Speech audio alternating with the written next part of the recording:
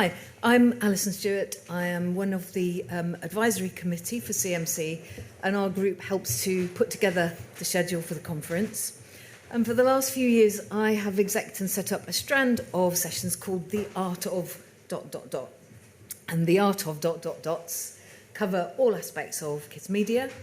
And they're mini masterclasses, but they're designed to be informal and conversational. And rather than having a formal panel and a moderator, we just hand over to the people who do what they do so they can talk about it with all their expertise.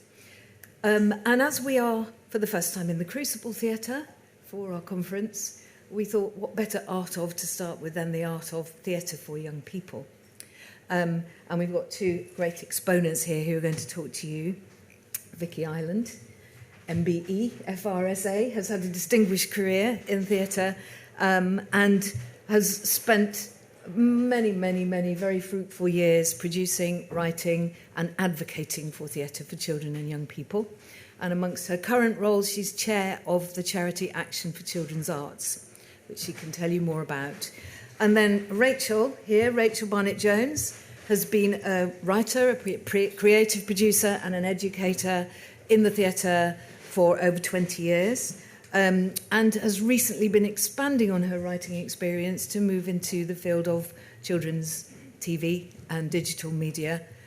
So she's currently working on a screenwriting internship with Magic Light Pictures, which is a great extension. So it'll be interesting to hear a little bit about the differences in writing for the media later on. I think that's all I need to say. Please join in the conversation. Feel free to ask questions. We've got quite a short session, so we'll try and get on with it. And as I say, I hope you enjoy. So, Vicky, over to you. Thank you. Hello, everybody, and thank you so much for coming to this session. We really sat here thinking, will we have anybody out there? Because we've got such competition, so it's great to see all of you. Thank you so much for coming along. I'm Vicky. I've worked in children's theatre all my life. I worked at the Polka Theatre, I've written for television, I've done lots of arts, but always for children. And the Children's Media Foundation have been incredibly generous, really Greg, Charles and Alison. They said, would you like 10 minutes just to talk about the charity that I am chair of? And I said, thank you very much. So I'm going to give you 10 minutes about a charity in the hope that it'll raise your interest. You may like to join as a member, or give us lots of money, or become a trustee or a patron, or whatever. But just to open the door to this particular charity. We're not big, but we are great friends with the Children's Media Foundation. We've always been buddies and sort of been interested and helped each other. So I'm really grateful for this chance. Now, I have to time this, otherwise I get throttled. I've got to do 10 minutes. Right, here we go. So, ACA, Action for Children's Arts, is a charity dedicated to children up to 12 years, and it is unique. We exist with one president, 7 trustees, 1 part-time worker, some world-class patrons, including the wonderful Joseph Cahello, who you're going to meet this afternoon, the new Children's Laureate. And we have members made up of professional artists and companies. We work together to champion the rights of children to access the arts, to experience a creative education, to have time every day to dream, imagine, and play. Alongside this, we champion all those who give their creative time and talent to make this happen. And what do? We campaign, we connect, and we celebrate. Our late great patron, Professor Sir Ken Robinson, said, the greatest resource possessed by any nation is the imagination of its people. Imagination nourishes invention, economic advantage, scientific discovery, technological advance, better administration, jobs, communities, and a more secure society. The arts are the principal trainers of the imagination. And yet, the arts are currently being downgraded in state schools. An arts premium of at least £90 million promised to secondary schools in the government's last manifesto has disappeared. Cuts to higher education threaten the viability of arts courses, which in turn weakens the pipeline of talent leading from higher education into the creative industries. Witness here, Hallam University has just cut its degree in English literature. It's an absolute terrible, terrible situation. In January, the government quietly announced the BFI Young Audiences Content Fund for Children, the PSB Content, closes after its 3-year pilot has come to an end without holding the full evaluation that was promised. It happens time and time again. Children are downgraded. Nelson Mandela said there can be no keener revelation of a society's soul than the way in which it treats its children. And yet the concerns of children are seldom on adult agendas, which is disappointing at a time when children urgently need our attention. In the most recent 2020 poll, the UK had the unhappiest children in Europe. There's a disconnect going on. Why is this? How do we address it? At Hearts, it's a human rights issue because children have rights. As a country, we are signed up to the 54 articles of the United Nations Convention on the Rights of the Child, including Article 31, that every child has the right to relax, play, and take part in a wide range of cultural and artistic activities. We campaign for these rights. We also connect. We have a Young Voices panel that we talk to regularly, who provide a sounding board for our ideas and our thinking. We have conferences, inspiration days, and member Zooms. And we also have a project. We're currently running a project called the Arts Backpack UK. It's not a new idea. It started in Israel, actually, where it's known as the Culture Basket, and it also flourishes in Germany as the Arts Rucksack, in Denmark as the Cultural Suitcase, and in Norway, Sweden, and Finland as the Culture Rucksack. But they all have similar aims. The model provides primary school children with the opportunity to engage with at least 5 quality cultural experiences in their local area over the course of the academic year. Its aims include to embed children with a sense of cultural entitlement, to equip teachers with more confidence in teaching creative subjects, and to raise awareness with families about the incredible array of arts and culture outside their front door. Great art doesn't have to be expensive, nor do you have to travel to London to see it. We are currently having pilots. We've run pilots in Fife in Scotland, Belfast, Northern Ireland, and we're doing one currently in Leicester with special needs children, disabled and neurodivergent children. So the project has received an enthusiastic response from all involved, and we hope to find partners in local and national government who will roll it out in the next 5 years so that all our children get the start they deserve in their cultural lives. Honestly, you'd think it was common sense, but my God, I've got a dint in my head we're all banging away. We don't want to run it, we just want to sell the idea because it's a really practical one. It's been tried out and we could do it tomorrow if there was the will. Finally, we celebrate. We have our annual J.M. Barrie Awards, which comprise the Lifetime Achievement Award in Arts for Children, which incidentally in 2020 was won by the wonderful Anna Hume, OBE, who I think is president of... She's the director of the Children's Media Foundation. She's the director? Yes. Director of the Children's Media Foundation. And this year we also have an Outstanding Contribution Award, which I shouldn't tell you, but is going to go to Justin Fletcher, Mr. Tumble, for his amazing dedication to arts for children, but also his wonderful consciousness about inclusion and working with all children, especially with the deaf. So those are the 3 things we do, and I'm just going to wrap it up by saying, in conclusion, children are citizens in their own right. They need and deserve the arts as much as adult readers, theatre goers, gallery visitors, media consumers and artists. I put it to you, if we neglect and ignore the imagination and needs of our young, we restrict all our futures. A flourishing arts culture needs strong roots, and we believe we should all be connected and concerned in creating these roots. Please consider joining ACA and help us to fight the good fight. Thank you. I'm also a theatre person. I've worked all my life in children's theatre, and I'd like to introduce my colleague, Rachel, who is another children's theatre worker and has a lot of wisdom to now share with you. Over to you, Rachel. Thanks. So thank you all for coming, and it's such an honour to be asked to speak and also to share a platform with Vicky, who is sort of my role model, one of my role models, and mentor for the last 20 years or so since I met her and went, oh my goodness, it's Vicky Ireland.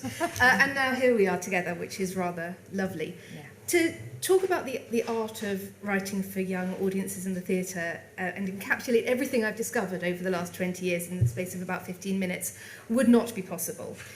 So therefore, if after we've spoken today you'd like to carry on the conversation, please do come and find me, or we can share email details or whatever. I'm going to give you a little snapshot of some things which I've discovered, and also as I'm on this journey at the moment of taking my vast playwriting experience into your world, what I'm discovering as I go, which Sarah has, who I'm working with a little bit at the moment, is very aware every now and again it's not like theatre.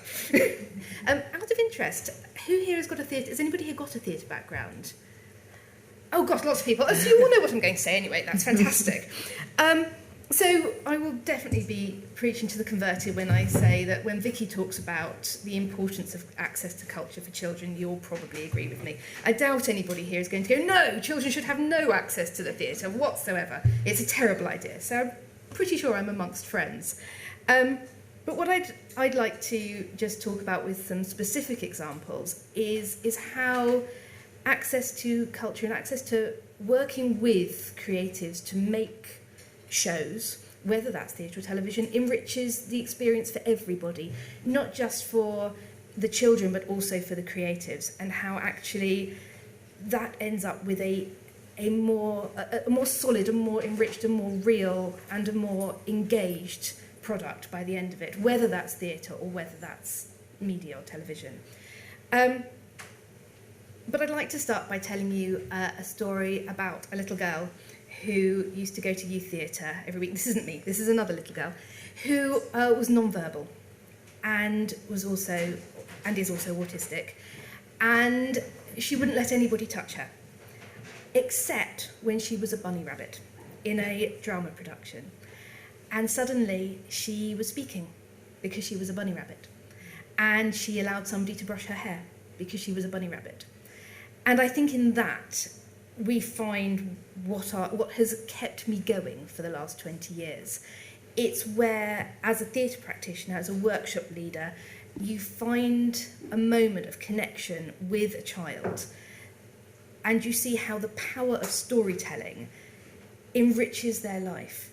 And a lot of making theatre, as I'm sure you all know, is blinking hard work. It really is. It's unglamorous, it's dirty, you have to get up very early in the morning to get somewhere for a show at 11, which means getting at 8.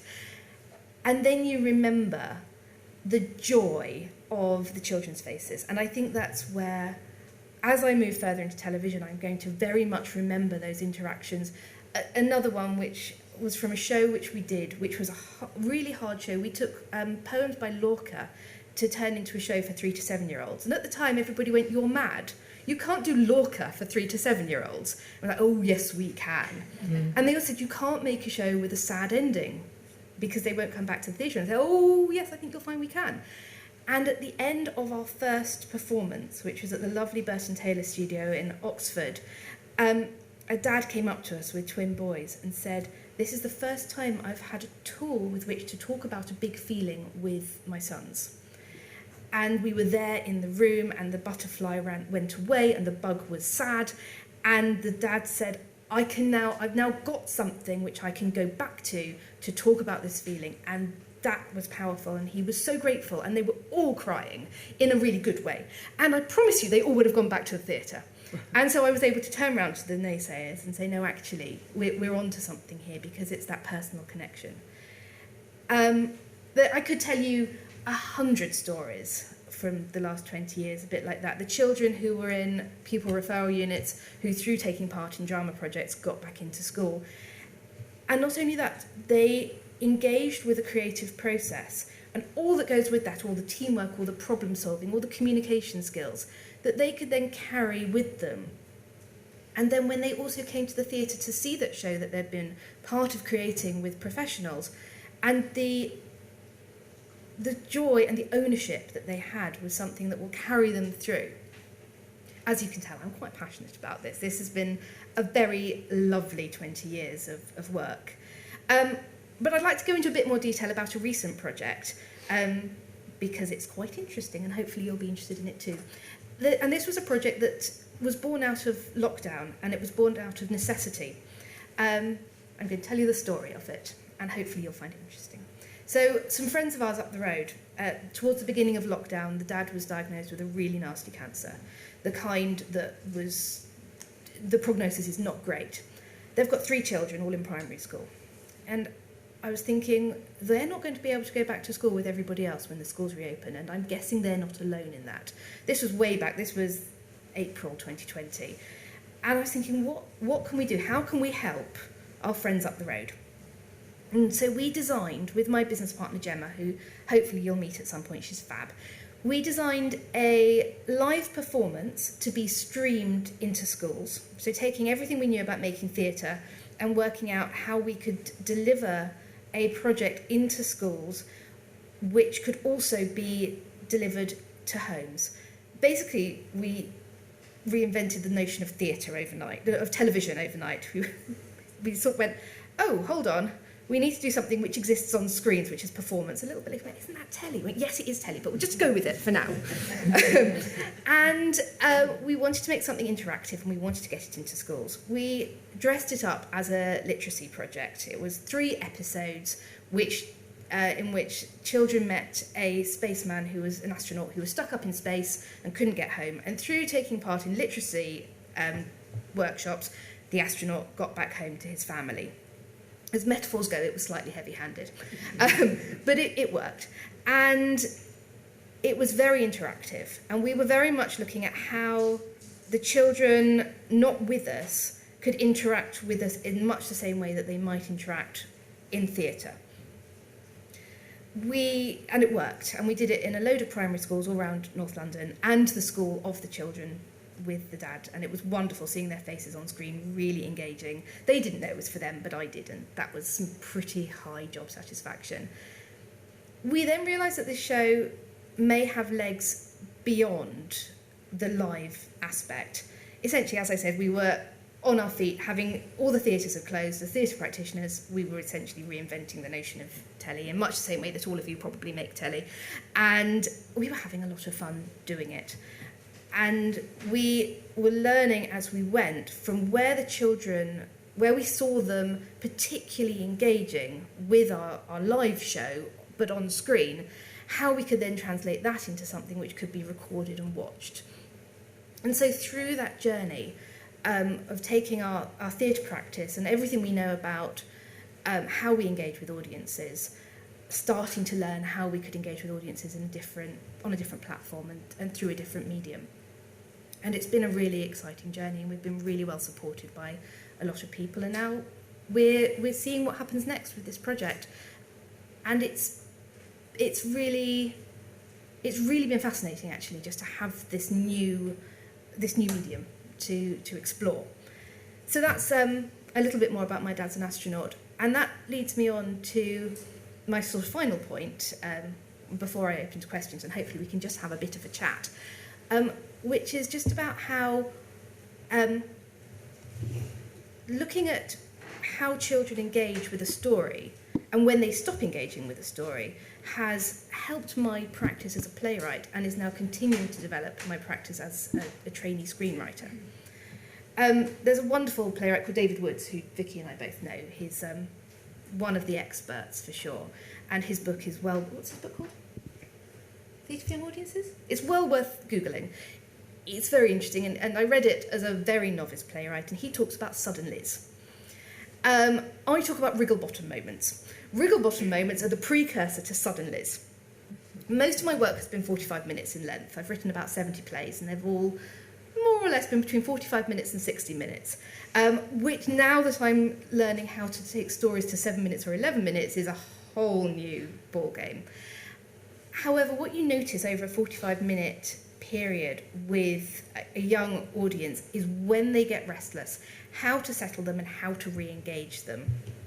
And I'm sure anybody here who's written plays for children or worked in theatre for children knows there's almost a moment at about between 35 and 37 minutes in when they suddenly all need a snack or the loo. and what I learned to do at that moment is just before that moment I have a recap. And all of my plays, you can tell it's, I used to call it the Rachel recap when I was in rehearsal rooms. It's like, it's coming up. And it's just where I remind them that they've been really enjoying the show. And it works like a charm, and then it just helps to re-engage them. And that's, for me, that's my suddenly. It's the tell them what you're about to tell them, then tell them you told them. But I've sort of worked out that there's one at the beginning where they're just settling down, and you've brought these children, possibly for the first time, into a space they've never been into before. Maybe they've never been to the theatre before, and the responsibility of that is so huge that you just want to give them a little moment just to work out where they are and what's going on, and to invite them into that space and make sure that they feel safe and comfortable so they can engage with the story. And then you can go through the story. And then just at the point where they're starting to think about what's coming next, and that can be the parents as well, just to hit them with that recap, is just, it's so powerful, it's so strong, and then you can fly through the rest of the story and get to the ending, happy or not, depending on how bold or brave you want to be, or how much you want to upset the people who commissioned the show and are convinced that a happy ending is the only kind of ending, which of course it is not, which we've proven. So that's a little bit more about what I want to say. How long have I been speaking for? 11.5 minutes. Amazing. There we go. No, I know, but I'm really glad. Let me just check. And so in that case, the final thing, before I hand back over to Vicky for her final thoughts, yeah, you were going to wrap up with something. Okay.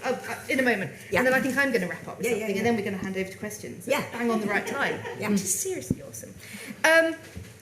Everything I do, and I'm sure this is true probably for everybody in this room, but I just like to be really clear about it. With every play I've written or every project I've engaged with, I always ask, is it useful and is it joyful? And I think in that, for me, is the heart of the art of working for young audiences, is does it need to happen, and is it going to be useful either for the children or for their grown-ups, and is it full of joy?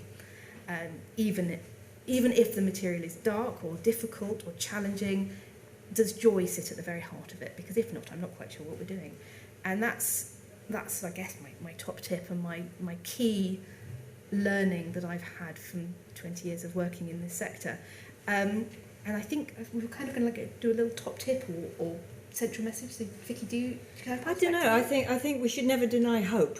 I think if we deny hope with children, we're doing a real disservice. That's bang on.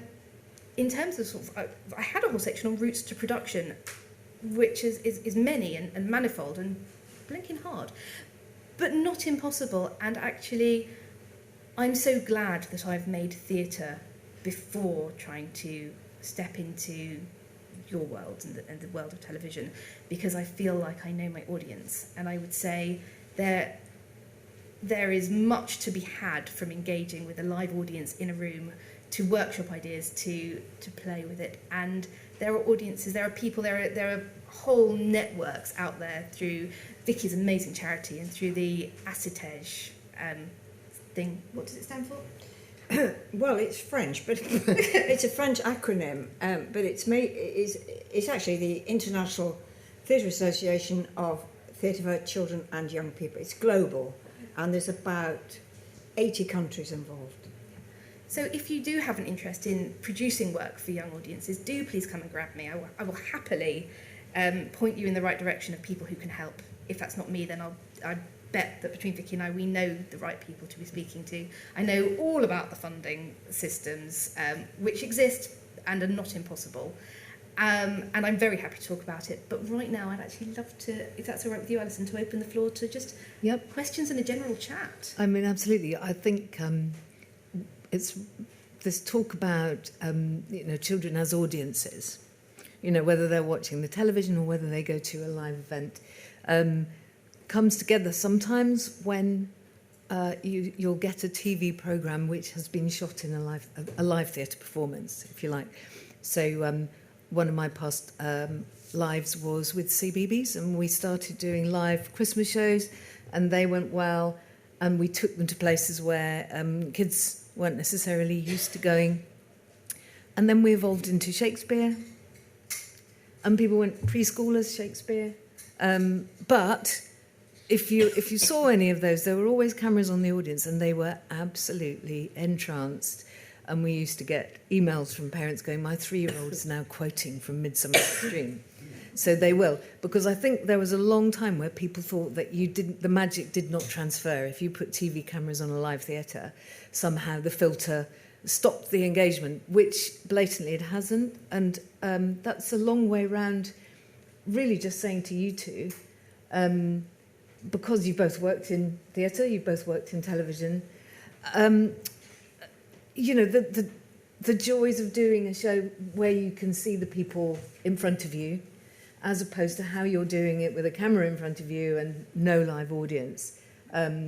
You touched on it basically, Rachel, didn't you, about how the timing of things, how to just speak a little bit about the difference. Yeah, I spent a long time being a television presenter, and when I first started, you're in a big studio with a camera looking at you and people walking about, and I got lost. I couldn't think what I was sort of focusing until I realised I needed one child to think about in the camera, on the screen, and then I talked to that child. And everybody else didn't matter. I didn't care. I had to talk to that little person in the screen, and it was such a help. You've got to keep the child, you know, in front of you, in your head, in your mind's eye, and that's a great steering thing. You know, it helps. Yes. And the thing which I've loved so much about making live theatre, and most of my work's been touring, is that every show is different because the audience are engaged in different ways. There was one show, actually it was at the Polka Theatre in the downstairs space, and I'll never forget it. The house was full, but that show belonged to one particular child who was just so engaged with that. You were there for that one, I think. That show, the child was so engaged, and it was so beautiful in the way that everybody sort of fanned out like petals of a flower, and it was just magic because of the engagement. And so, you know, sometimes it's a whole audience, sometimes it's one child, but it's very much seeing how that the story plays out for the audience, I think is very key.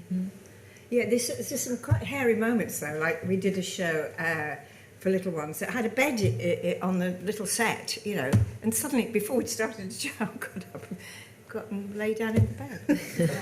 And you think, well, we just sort of carried on around it. And eventually, when he was ready, he went back and sat down. Another one child stood up and took all its clothes off. That polka. But there was a brilliant, like yours, there was a brilliant moment once when they'd done the show and the ushers tend to kneel near the front to be with the kids. And everybody went out and there was one little boy left at the back just standing there. He was sort of in a enchanted world, I think. And I just watched, and he went up and he sat next to the usher who was kneeling down, and the usher put his arm around the little boy, and they just stayed there for about, I don't know how long, and I wept. He was still lost in that world. And it's only in a children's theatre will an usher put their arm around you, you know, and just gave that little child his own space. And then he got up and walked out. And those moments are just so special. Yeah. Question, in your work, how much research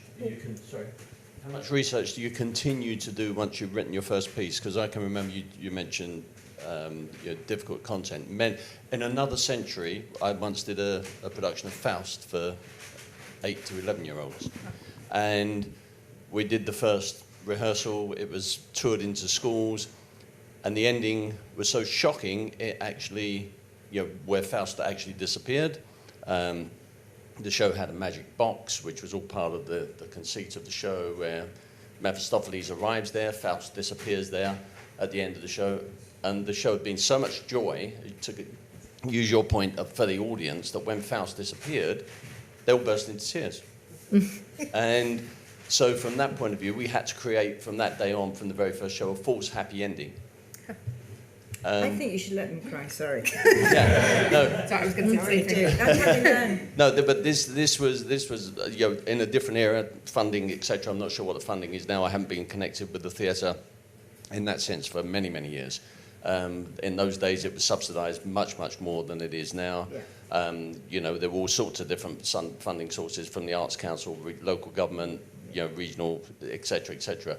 And the schools paid for productions as well, but heavily subsidised. So there were all sorts of discussions at that time as to whether we do let them cry for that story or you recreate it, and we decided at that time to recreate. And many years later, we were doing a TV series for CBBC. If people who were there last night looking at the graph of when everything changed going from BBC One to BBC Two, CBBC, this show was around that time because that particular show was a reality show for CBBC. It went on 1, 2 and CBBC at the time. And again, first thing we did at that time, because it was featuring 10 to 11-year-olds out into the schools, out to bring people in to research that show, a similar thing happened. It was a test of friendship.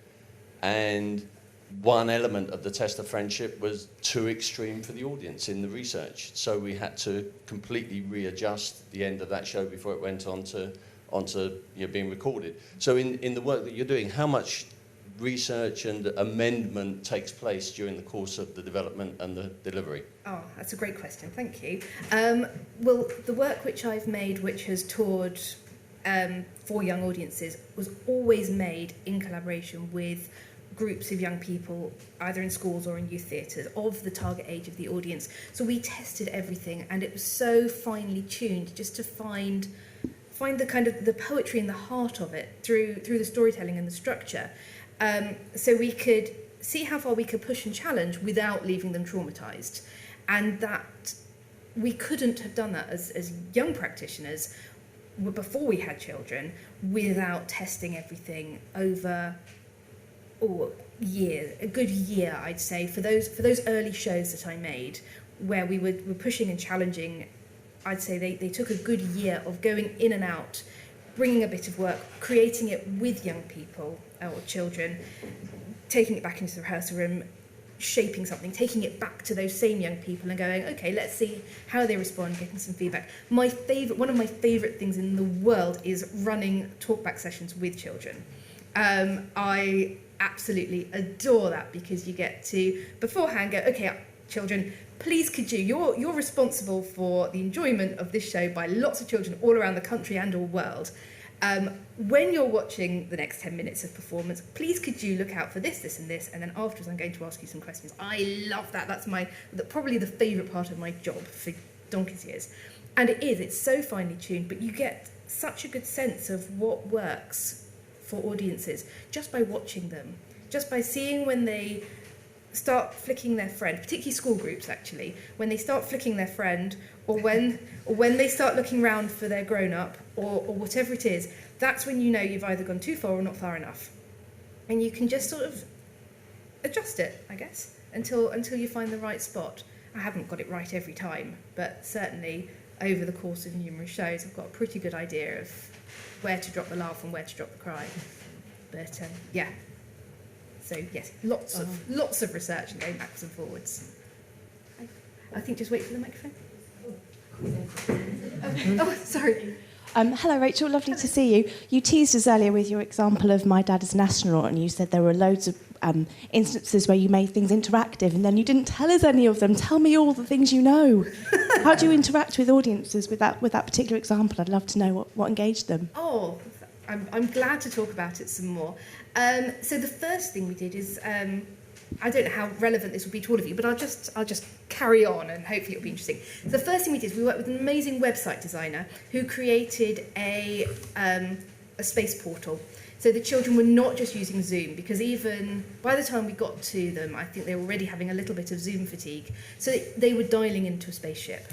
So from the beginning, they were zooming into a space capsule. It looked awesome. They'd gone through a web portal, which absolutely sucked them into the world and the story from the very first moment they engaged with the piece. We also were blessed to work with one of the best performers I've ever worked with, who I trust on anything. If ever anybody asks me to do anything, I go, can I use Phil Yarrow? Yes, I can. Fine, the project will be great. Because he is a polka stalwart. He's worked in children's theatre forever, and he knows how to manage an audience. And so what I wrote from the script perspective was very loose, and it says at the top in big red letters, make this your own. So that as the children responded and engaged, I trust Phil enough to be able to both engage those children and also stay on to the story. We then had things which dropped down onto the interactive whiteboard at the right moment in the show. Chris, our web designer, he's a wizard with what he's able to do. Sometimes massively overcomplicated, but in this particular project, it worked like a charm because they were so excited that Captain P.I. Lott, see what I did there, or Captain Phil, could say, oh, the page of my Starship manual has, all the words have got jumbled. Could you please help me to sort out the nouns and the verbs and the adverbs? And it was all colour coordinated. Then it pinged onto their screen so they could then say, oh, that word from the blue column, put that in the blue space. So, not massive, but it worked so well to engage them. And what was wonderful was that it could run either in their schools or at home at the same time, depending on where those children were at any moment. And it was very exciting, actually. They were super engaged. Other little things, just simply from theatre, we invented a salute, which we taught them, with actions which they loved, which we did at the beginning and the end. And just little things which we've learnt about through running workshops, drama workshops, rather than making plays, actually, was just how to create that community, that team, that spirit as facilitators, but then to see how we could make that live across the screen. And I think the fact that there was that one performer really helped. And now what we're looking at doing with My Dad's an Astronaut is we are trying to turn it into a magazine show, which is, well, the feedback we've had is it would work here but nowhere else. So we're hoping it will work here. It's very quirky and sweet. And then it's trying to get that same direct address or that same engagement through the screen with very simple craft activities or developing a poem together, which we hope some of the aspects might just work. It's still a work in progress, but we're hopeful. There's another question. This lady? Hi, yes, I was just interested in the interactivity. So you've talked about the interactivity through the workshop process, and you talked about questioning and talking to children after 10-minute sort of sessions and so on, and exploration through development, and now talked about the interactivity with that particular online show that was done through COVID. But just in terms of the general stage-based work that you do, I'm interested in how important you're interacting, the thing about being live stage is you're interacting all the time, so take that as a given. Yeah. But then in terms of follow-up, whether it's discussions, worksheets, stuff for schools, or taking something based on the show into an online or filmed sort of opportunity to engage, how important is that to you as part of this whole theatre experience? I love that question because I've always tried to make sure that children are engaged with by the performance. I should say everything I've made in theatre is tiny. It's tiny cast in tiny theatres, which may not have made me rich or famous, but has meant that we've had some really wonderful engagement and interactivity from the minute that the children walk into the theatre. They're greeted. They're greeted by people like Vicky was saying, and that in and of itself, I think, sets that really beautiful interaction and engagement. There's always opportunity for workshops afterwards where they get to meet the cast or play with them or do something which is linked. For example, one show which I did, the same show with The Bug and the Butterfly, we ran dance workshops afterwards with an entomologist coming in with insects and dancers. So we watched how the scorpion moved, and then we danced like the scorpions would dance, taking that into our bodies. So things like that have always been really important to me, and I don't see them as wraparound activities. I see them as integral to the experience as and when we can do them. And I'm pretty sure that young theatre makers making work for young audiences today are engaging with online probably much better than I, as an old hand who's not necessarily as tech savvy, do. So I'm sure there's some examples of really great practice out there. I can't think of any at the moment, but certainly there's some lovely stuff. Certainly Little Angel are doing some very interesting work with their online and the way that they're supporting artists to make work. Just come back from the pandemic. Yeah, it's just interesting because you talked about Poker and you talked about David Wood and you talked about Little Angel. Those are the three I grew up with, and I'm 64 years old. It's, you know, they're still the ones that are working alive. It's really interesting to know a bit about what's the new stuff. Yeah, well, it's so interesting because you've got the places that have been there forever, like the Unicorn and Little Angel and the Egg in Bath. More recently, Theatre Hullabaloo up in Darlington, that's run by the awesome Miranda Thane, who does brilliant, beautiful work. But there are not very many buildings, and a lot more of the ecology is a touring network, where if you're a well-known title, you might get a week in the summer or a couple of weeks in the summer. If you're doing original unknown work, you'll get a Saturday slot or a Sunday slot, and a very, very encouraging and appreciative audience. But that's the ecology, that's how it works. And so you're dipping in and out of communities. And so the engagement, the really in-depth engagement happens when you're making the show, and then you take it out into the world and you hope that people turn up. I think we're about to run out of time. I just wanted to say, Vicky, did you want to share one last comment? No, I seem to be banging a soapbox horribly here, but and I don't want to put gloom over things, but you know the situation out there isn't good. We desperately need all of you to fight for drama and theatre, and for kids to have access to live work. Lots of reps will do a show, I like to say a play. There's a difference between a show and a play, and I'm principally concerned with plays, writing plays. But they're all on the outlook, looking out for good stuff. So there's those opportunities as well. But please, have a go. Do let us encourage you to have a go, because we really do need good plays for children, young people, still. Even if it makes them cry. And, and if we can help you any more, please just ask. Yep, so the two ladies will be around for further conversation. Vicky, this room has no tech, you may have noticed, so people can't play things in or put kind of URLs up. Shout the ACA website and we'll tweet it as well. It's very small. So read it out for It us. sort of makes sense. It's Action for Children's Arts, and we're at www.childrensarts.org.uk. So have a look, see what you think, and if you feel motivated, please join us and you know, come and join the good fight. Thank you. And thank you everyone for coming along. It was just great to hear both of you talk about something that you're obviously so passionate about and such a very important subject. So thank you for sharing today. Thank you, ladies.